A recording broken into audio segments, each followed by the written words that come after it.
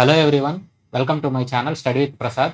So RRB NTPC exam date అలాగే మనకి city intimation అనేది ఈరోజు లింక్ అనేది ఓపెన్ చేశారు. సో మీకు ఈ లింక్ అనేది ఎగ్జామ్కి 10 days ముందు మాత్రమే వర్క్ అవుతుంది అనమాట. సో ఈ లింక్ ఇవన్నీ ఎలా చెక్ చేయాలంటే rrbapply.gov.in. సో ముందు ఇందులోకి వచ్చారంటే మీకు ఈ వెబ్సైట్లో ఇలా ఓపెన్ చేస్తే మీకు అప్లై అని వస్తుంది.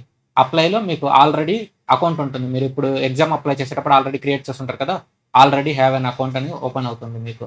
సో అక్కడ మీరు ఆధార్ తోటి కానీ లేదా ఫోన్ ఆర్ మొబైల్ నెంబర్ తోటి కానీ మీరు ఆ అకౌంట్కి మీరు ఓపెన్ చేసుకోవచ్చు అనమాట. ఇక్కడ ఓపెన్ అయిన తర్వాత మనకి ఇలా 3 dots కింద వచ్చే సింబల్ ఉంది కదా, ఇక్కడ మీకు అప్లికేషన్ హిస్టరీ ఉంటుంది. ఈ అప్లికేషన్ హిస్టరీ మీద మీరు క్లిక్ చేశారనుకుంటే నెక్స్ట్ మీకు ఇక్కడ రిజిస్ట్రేషన్ నెంబర్ వస్తుంది. సో ఇక్కడ రిజిస్ట్రేషన్ నెంబర్ ఎక్కడ వస్తుందంటే మన అప్లికేషన్ హిస్టరీలో మన రిజిస్ట్రేషన్ నెంబర్ వస్తుంది. ఇది ఇప్పుడు ఒక్కొక్క ఎగ్జామ్కి ఒక్కొక్క రిజిస్ట్రేషన్ నెంబర్ వేరు ఉంటుంది, అన్నిటికీ సేమ్ ఉండదు అనమాట.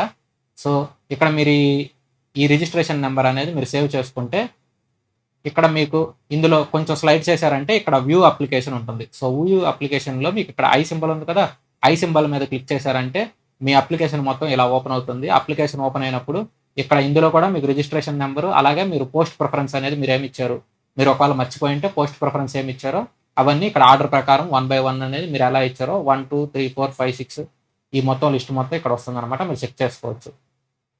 సో ఇప్పుడు నెక్స్ట్ ఈ అప్లికేషన్ లింక్ కాకుండా మనకి ఆర్ఆర్బి ఈ లింక్ వస్తుంది. మనకి డైరెక్ట్గా ఈ లింక్ ఓపెన్ చేసుకొని ఇక్కడ రిజిస్ట్రేషన్ నెంబర్ క్లిక్ చేయాలి. ఈ రిజిస్ట్రేషన్ నెంబర్ ఇప్పుడు మనం కనుక్కున్నాం కదా అందులో, సో ఆ రిజిస్ట్రేషన్ నెంబర్ ఇక్కడ క్లిక్ చేసి ఇక్కడ మీ డేట్ ఆఫ్ బర్త్ రాయాలన్నమాట. డేట్ ఆఫ్ బర్త్ అంటే మీ original date of birth 10th class date of birth వేరు ఉండిందంటే మీరు 10th class date of birth మాత్రమే రాయాలి. మీ ఒరిజినల్ డేట్ ఆఫ్ బర్త్ ఏదైనా పర్లేదు, ఇక్కడ 10th class date of birth మాత్రమే రాయాలన్నమాట. So 10th class date of birth enter చేసి ఈ క్యాప్చా కోడ్ ఇవన్నీ ఎంటర్ చేసుకొని మీరు లాగిన్ చేసుకున్నారంటే మీకు ఇక్కడ ఓపెన్ అవుతుంది అనమాట. అది ఎప్పుడు ఓపెన్ అవుతుందంటే ఎగ్జామ్కి 10 days ముందు మాత్రమే ఓపెన్ అవుతుంది మీకు.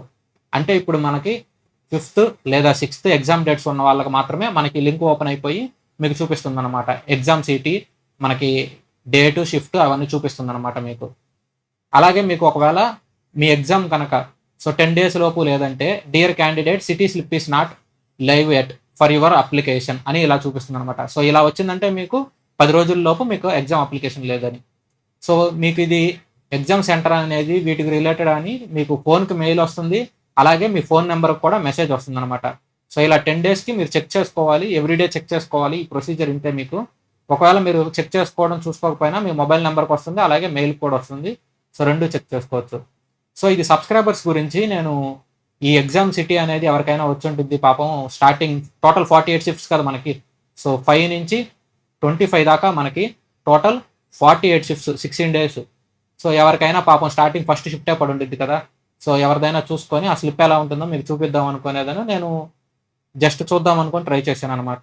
సో ట్రై చేస్తే నా ఎగ్జామ్ షిఫ్టే నాకు 5th June స్టార్టింగ్ ఫస్ట్ షిఫ్టే నాది. చూడండి ఇక్కడ ఫస్ట్ షిఫ్టే నాది పడిపోయింది. సో ఇది అయితే నేను అసలు ఎక్స్పెక్ట్ చేయలేదు, డైరెక్ట్గా ఫస్ట్ షిఫ్టే పడుతుందని. ఓవరాల్గా 48 shifts ఉంటే 48 shifts ఫస్ట్ షిఫ్ట్ నాది. సో ఇది ఇంకా నా జోన్ అయితే మాత్రం నేను అప్లై చేసింది సికింద్రాబాద్ జోన్కి అప్లై చేశాను. సో ప్రజెంట్ నేను సిటీ ఏం పెట్టానంటే గుంటూరు సిటీ అనేది చెప్పాను అనమాట. సో ఇది మా ఇంటి అడ్రస్ నుంచి తీసుకున్నా కానీ ఈ చెన్నై సెంట్రల్కి 200 kilometers కంటే ఎక్కువ ఉంటుంది. ఇక్కడ 200 kilometers ఓన్లీ చెన్నై సెంట్రల్ కంటే మీకు చెన్నై సెంట్రల్కి లోపలికి సెంటర్ ఉండదు.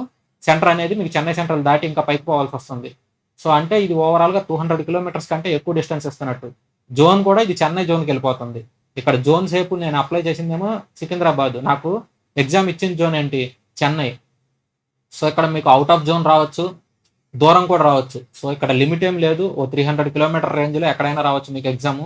సో మీకు ఎగ్జామ్ ఇక్కడే వస్తుంది, మీరు పెట్టుకున్న జోన్లో వస్తుంది, మీరు పెట్టుకున్న సిటీలో వస్తుంది. అంటే అది ఇంకా మీ లక్ బేస్డ్ అనమాట. సో ఇది ఇంకా లాటరీ బేస్లో అనుకున్నట్టు, మనకు ఎంత అదృష్టం ఉంటే అంత అనమాట. ఇంకా ఎగ్జామ్ సెంటర్ అప్లికేషన్కి ఇవన్నీ వచ్చేసినాయి కదా, మరి ఎగ్జామ్ సెంటర్ ఎలా తెలుసుకోవాలి, మరి అడ్మిట్ కార్డు ఇవన్నీ ఎప్పుడు వస్తాయి అంటే ఒక 4 days ముందు వస్తాయి అనమాట. సో ఇక 4 days ముందు మనకు అడ్మిట్ కార్డు వస్తుంది. ఈ ఎగ్జామ్స్ డేట్ ఇవన్నీ వస్తుందని చెప్పేదని మన టెలిగ్రామ్లో మెన్షన్ చేస్తే, బ్రో ఎలాగ ఎగ్జామ్ రాస్తున్నావు కదా, ఈ ఎగ్జామ్లో ఏం క్వశ్చన్స్ అడుగుతాడు, ఇంపార్టెంట్ ఏం అడుగుతాడు, వాటి గురించి కూడా ఒక వీడియో చేయని చెప్పేదని అడుగుతున్నారు సబ్స్క్రైబర్స్. ఇది నేను అసలుకి ఎక్స్పెక్ట్ కూడా చేయలేదు. సో లాస్ట్ టైం మనకేమైందంటే సేమ్ ఇదే టైప్లో నాకు మిస్టేక్ అయింది. ఈ CGL 2024లో నాకు ఎర్లీ మార్నింగ్ షిఫ్ట్ అనమాట. సో ఇది సెకండ్ డే కాకపోతే ఇప్పుడు ఇది ఫస్ట్ షిఫ్ట్ పడింది నాకు ఈ ఆర్ఆర్బి ఎన్టీపీసీ టోటల్. ఇదేమో నాకు సెకండ్ డే ఫస్ట్ షిఫ్ట్ పడింది. ఫస్ట్ షిఫ్ట్ అప్పుడు నైట్ టైం నాకు సరిగ్గా స్లీప్ లేదు. ఇంకా అలాగే ఎగ్జామ్ సెంటర్‌కి పోతే మనకి హార్డ్ షిఫ్ట్ వచ్చింది నాకు ఎగ్జామ్ పేపర్. సో, ఇక్కడ స్లీప్ లేదంటే మనకి ఎగ్జామ్ టైమ్‌లో మనం ఎర్లీ మార్నింగ్ అలా రిపోర్ట్ చేయాలి. ఎర్లీ మార్నింగ్ అంటే ఒక 7-8 ఆ టైంలో మనం రిపోర్ట్ చేస్తే 9కి ఎగ్జామ్ ఉంటుంది సీజీఎల్. ఇక్కడ మనం ముందే బయలుదేరాలి కాబట్టి సో, ఎర్లీ మార్నింగ్ తొందరగానే బయలుదేరాలి. ఎగ్జామ్ సెంటర్ అనేది మనకు పక్కనే ఉండదు కాబట్టి బైకేసుకొని ఎగ్జామ్ సెంటర్‌కి పోయి అక్కడ రాసుకున్నాక టైం అయిపోయింది. ఇక్కడ స్లీప్ కూడా సరిగ్గా లేదు. ప్లస్ నాకు అక్కడ హార్డ్ షిఫ్ట్ ఇచ్చాడు. ఆ హార్డ్ షిఫ్ట్‌లో కూడా ఇవన్నీ నేను కరెక్ట్‌గా పెట్టిన క్వెషన్స్. సో, కరెక్ట్‌గా పెట్టిన క్వెషన్స్‌లో కూడా 3 రాంగ్ క్వెషన్స్ ఇచ్చాడు. సో, అక్కడ నాకు టైం వేస్ట్. వీటి వల్ల నాకు ఒక యూజ్ లేదు. అందరికి ఫుల్ మార్క్స్ ఇచ్చేసాడు. ఇది నేను చేసి టైం వేస్ట్ నాకు. సో, మ్యాథ్స్ ఇక్కడ నేను 9 బిట్స్ వదిలేసాను. సో, మ్యాథ్స్ నేను 9 బిట్స్ వదిలేసాను. ఒక్కో బిట్ 2 మార్క్స్ అంటే 18 మార్క్స్ వేస్ట్‌గా పోయినట్టు. నాకొచ్చింది 135. సో, 147 ఎయిటో సంథింగ్ 146 సంథింగ్ ఎయిటో ఈ ఎస్ఎస్‌సి సీజీఎల్ కట్ ఆఫ్ ఉండింది. నాది ఓబీసీ కేటగిరీ కాబట్టి. సో, చూద్దాం ఈసారి మన లక్ ఎలా ఉందో. So, first day first shift ఇచ్చాడు. సో, జనరల్ అవేర్‌నెస్ ఒకటి గట్టిగా ప్రిపేర్ అయ్యి ఎగ్జామ్ రాస్తాను. సో, ఎగ్జామ్ సెంటర్ అనేది మీది కూడా చెక్ చేసుకోండి. సో, వీటికి రిలేటెడ్ ఏమన్నా డౌట్స్ ఉంటే కింద కామెంట్ చేయండి. So, thank you everyone. All the best.